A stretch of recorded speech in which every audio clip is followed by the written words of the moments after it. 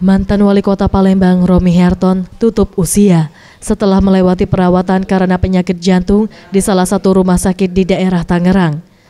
Kedatangan jenazah almarhum disambut ratusan pegawai dan staf pemerintahan Kota Palembang didampingi Wali Kota Palembang dan Wakil Wali Kota Palembang Fitrianti Agustinda.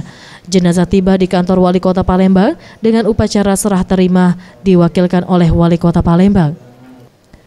Menurut Harno Joyo, Wali Kota Palembang mengatakan atas nama pemerintah dan masyarakat Kota Palembang turut berduka cita atas kepergian almarhum Romy Herton dan ia adalah sosok yang sangat berperan dalam pembangunan di Kota Palembang. Gagasan dan idenya setidaknya dapat mengubah wajah Kota Palembang sampai saat ini, serta untuk keluarga yang ditinggalkannya dapat bersabar dan mengikhlaskan kepergiannya.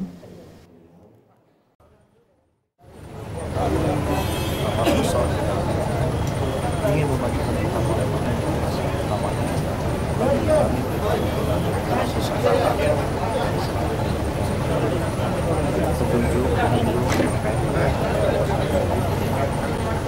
tepat tadi malam kurang lebih jam 1.30 beliau meninggalkan kita semua selama-lamanya